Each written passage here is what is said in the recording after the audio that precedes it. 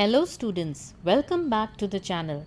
In today's video, we will be discussing the decomposition reactions which results in the formation of different type of oxides, and mainly we'll be seeing the thermal decomposition.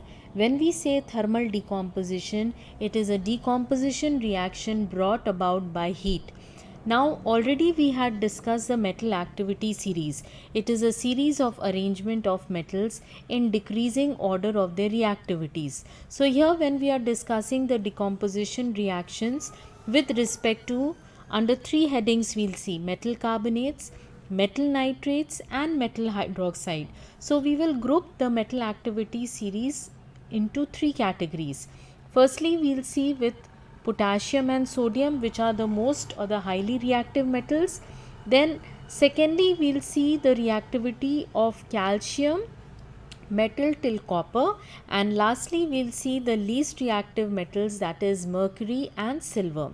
So when we talk about the metal carbonates, the potassium and sodium carbonates, they do not undergo any decomposition reaction. So this fact you can learn.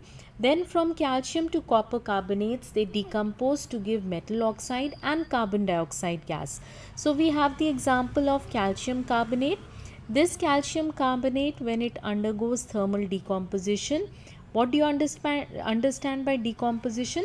The compound is decomposing or splitting to give two or more simpler substances. So simpler substances formed over here is calcium oxide and carbon dioxide gas is liberated. And mercury and silver carbonates, the last two metals, they decompose to give metal, oxygen and carbon dioxide gas.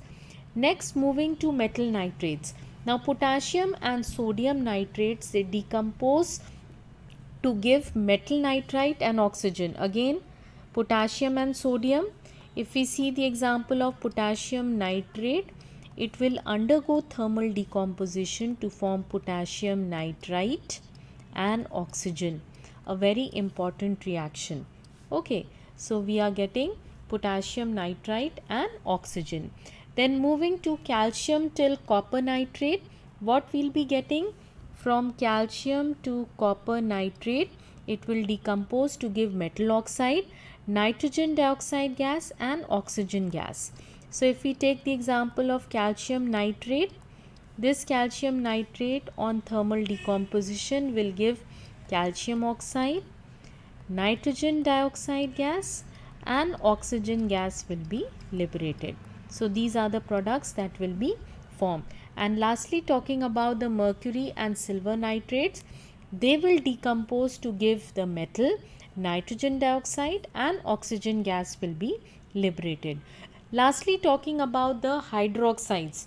Now potassium and sodium hydroxide, they will not undergo any decomposition, whereas from calcium to copper hydroxides, they decompose to give metal oxide and water.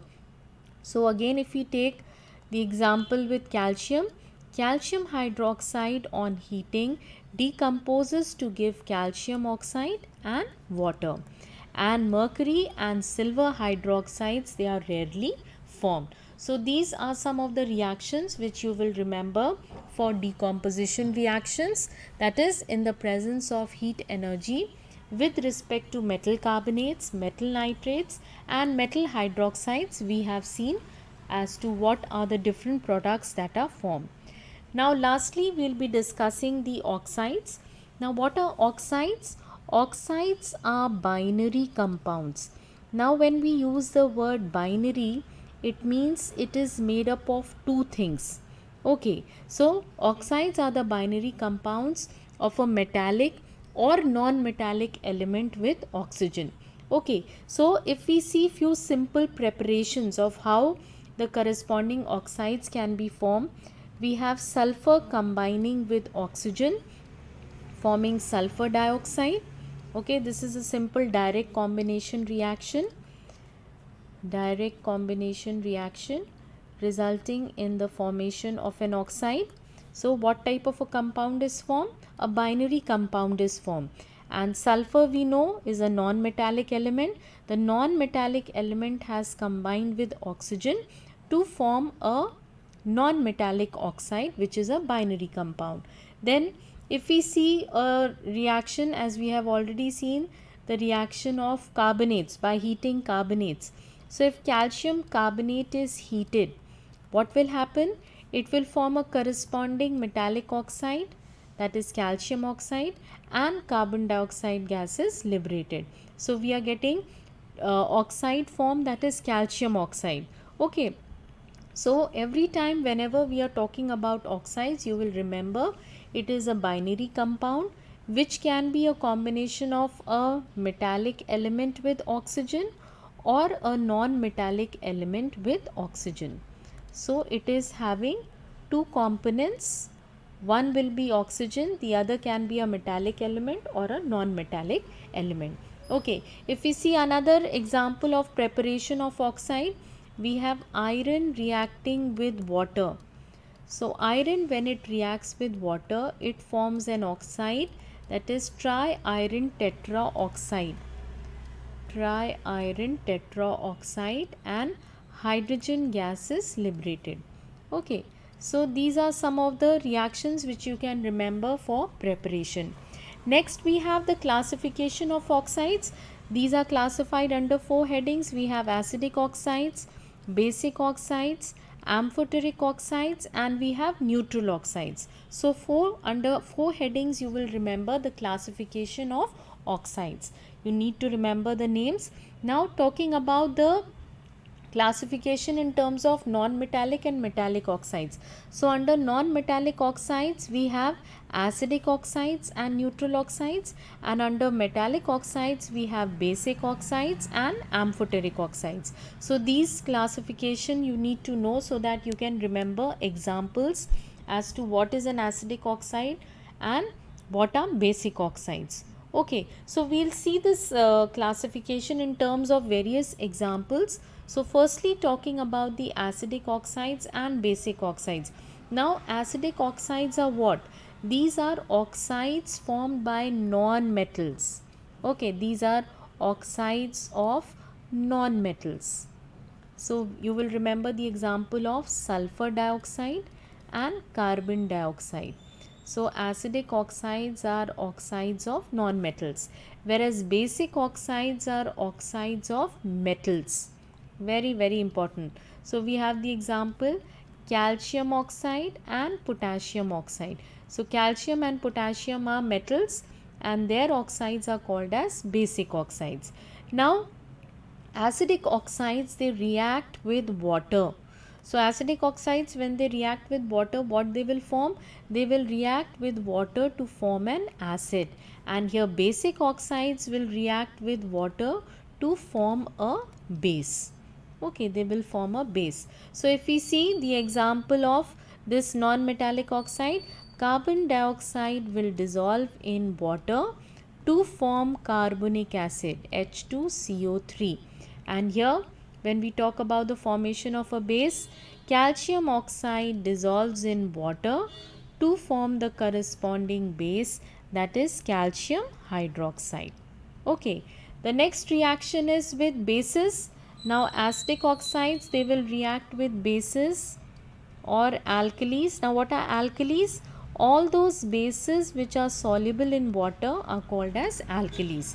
So when the acidic oxide, they react with bases, they will always form salt and water.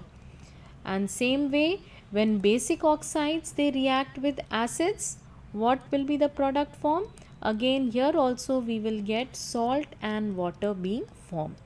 So these are some of the things which you will remember based on what an acidic oxide are. Examples are important, and you need to know that whenever the reaction of acidic oxide with bases is happening, we get salt and water, and basic oxides with acids is also forming salt and water. Lastly, we see about the amphoteric oxides and neutral oxides. Now from the word amphoteric, you will remember that these oxides are those which can react with both acids and bases. Like in bio, you study about amphibians. Amphibians can stay both on land and water. Keeping that example in mind, you can remember amphoteric. The word amphoteric means that these oxides can react with both acids as well as with bases. So what are some of those oxides? You need to remember the examples. The zinc oxide. Zinc oxide is there, which is an amphoteric oxide. Lead oxide. So zinc is metal, lead is also metal. These are all amphoteric oxides. And aluminium oxide. So these three examples are important. You might be asked to give examples of amphoteric oxides. And what are amphoteric oxides? These are those oxides which can react with both acids and bases. So we have example of zinc oxide, lead oxide and aluminium oxide. Neutral oxides, we have the example of nitric oxide and carbon monoxide. These are neutral oxides. Then they will not, if we see the reaction with water, there will be no reaction. Okay, amphoteric oxides and neutral oxides, there will be no reaction with water. Here also no reaction with water. And as I told you, when we talk about the reaction, here amphoteric oxides will react with both acids and bases, and when they react with acids and bases, they form salt and water. Okay, so both amphoteric oxides have a dual nature. They can react with both acids as well as with bases, forming salt and water. And neutral oxides, they do not react. Here they will not react. Okay, so this table is important.